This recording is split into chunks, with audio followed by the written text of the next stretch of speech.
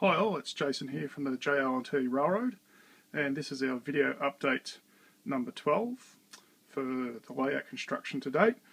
And we're going to be starting tonight on the L&T branch, which is where all the work has been done since our last update. So what we'll do is we'll start off here in this little section, which is actually the JL&T module.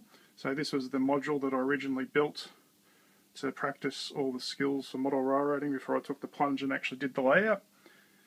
So there's been quite a few numerous things that have occurred on this section since the last update. As you can see, we've got the industry at the background here all staged. We've got some shipping containers around the back. These are actually staged there to hide the entrance for the staging behind it and the hole in the backdrop. And also, as some of you on MRH that have been following, we've started working on our photo backdrops up the back here. So these are just basically a black and white printed off a photocopy version, just to get the scaling right and the perspectives. So there's two individual scenes that form this one scene at the back. Trucks being strategically placed to hide a portion of the backdrop itself, to help aid in the visual effect of the road disappearing. You can also see that we've now got the Walther's cantilevered crossing installed. This is now hooked up to a control on the front fascia panel. The front fascia panel is still to go on, so this is just in the bench framework. And this is all hooked up through a Circuitron FL2 flasher kit and also an I&T Products bell sounding module. And if we just press the bell on here, we've got a little LED that lights up to say it's operating, and it all operates the flashing circuit and the bell module as well. It's all operated off the one switch. So this will be activated by the switching crew on the op session. So there'll be a little relay box that I'll be installing here later on, and basically what will happen is little switches will pull up, and they'll have to stop the train before crossing over the grade crossing, activate the signals, and then basically they'll be able to switch out these two little sidings here for this industry. That's the plan I plan on using to run it. Also, we've been working on the entrance to the L&T, which actually starts from up the back here, which is behind the BLMA modern billboard sign. So that entrance actually goes through the centre peninsula backdrop onto the main portion of the JL&T railroad, which you can see through the back there. And basically what we've been doing is working on the Walther's modulars flats on the background. There's one here, one off the back here, and this one here, which actually is protruding from the actual backdrop of a bit itself. You can see that this one actually sticks out, where these are just true building flats. They're flush up against the back. We've added this unloading loading area, all made out of styrene, similar to the JL&T module. The actual join where the JL&T meets the actual layout itself is just underneath this seam through here. So it's all been put in place and it's not moving now, so it won't be coming out. You can also see the loading ramp that I've done, all made out of styrene and weathered. Another photo backdrop up the back here. Okay, so once again, just playing around with size and perspective, just getting everything right. Been adding ballast and doing a lot of weathering with powdered chalks. Now using the AIM weathering chalks to do a lot of weathering on the final ballasting once it's all been put in, and blending of colours, and also using the chalk on the Walther's modular kits as well, on the buildings, as well as washers. And also started getting into the oil paints as well. You can see some of the oil paints down here, the runs off the loading ramp, also off the roller doors themselves too. Just several light coats of a wash, and then also some oil paint as well, just to get the effect of the door going up and down and weathering on the door there. Also, one thing I've also installed, you note that I've hidden the actual plaster seam that sits there. You can't still even see it when I get the camera down this low. The plaster seam for the drywall seam for the backdrop is hidden by that billboard. And what I've also done on the other side, because there is another entrance from the JL&T through these series of crossovers is here too. So what I've done with this one is just made up a pipe gantry, and this pipe gantry just goes in between these two buildings, and what that does is that hides the bottom edge of the plaster drywall seam as well, and effectively it's not until you sort of get right down that you can actually see the other side. You can't see this side of where the plaster finishes. Another feature of the L&T entrance that we've added, which has been put on the MRH forums and on our blogspot forum, is this crossover here. That was scratch built, entirely scratch built, and that's come up really well actually. I'm very happy with that to date, and it all works quite well for a first attempt.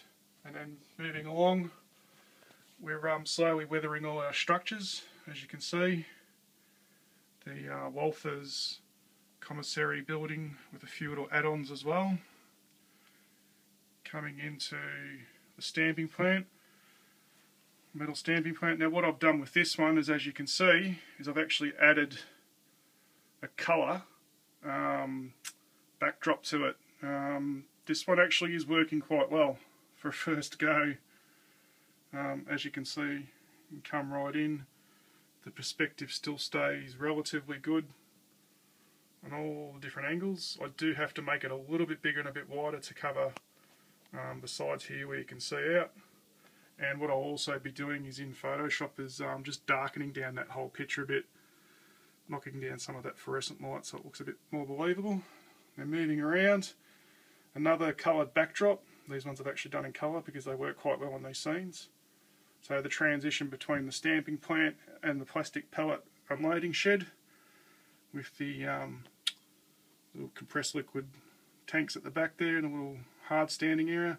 The actual concrete on this photo blends in quite well with the concrete that I've done with the styrene, using the washers and also powdered chalks as well on the concrete. You can see the ballast, slowly ballasting all this part of the track too. Moving around, just what we're doing here is moving along to the next section and playing around with some more photo backdrops. Just a couple of small little thin trees to hide the transitions between each photo backdrop. And then moving around to this section of the L&T, another photo backdrop. These will all be colour, and obviously I have to photo edit to make them match. Along this, along here, there will actually be a corrugated fence, and quite possibly what I'm looking at doing is, in this little section here, is having another building flat in here, a 3D building flat, to add some 3D imagery to here, which will probably hide this section of the photo backdrop. But it's actually having a little chemical liquids unloading rack off the building, so I have tank cars just spotted in this little section as well. And moving along to the rest of the L&T, down here another one of the building flats. A trackage actually goes inside. Then moving down to a series of crossovers for switching and doing runarounds, and just with a couple of switches and part of the train, the local that brings in freight. This reading switcher here is an Atlas Gold Series MP15. That's my 40th birthday present to myself, so I was a little present. I was lucky to find it, and pretty rapt that I've actually managed to find it and got it.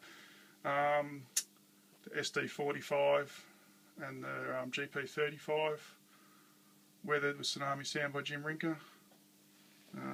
Our Atlas switcher, which also has Tsunami Sound. And then another building flat at the back here, which will be another industry as well. So slowly what we're doing is working our way along. And as you can see, looking back up towards here, it's the L&T is now starting to take shape. This is turning out to be quite a nice little area. I've had a couple of people over and we'll run a couple of quick op sessions. And those quick op sessions have lasted about 2 to 2.5 hours just with switching out the industries in here and the track work that we've got in. So it's getting quite rewarding. and yeah, looking forward to sort of getting the rest of the scenery and for it all start to take shape. As you can see with these photo backdrops, it just makes all the difference. A bit of paint and some plastic structures, a bit of weathering, and scenes really start to come to life. So that's about it for now. Just a quick update to sort of let everyone know what we're up to.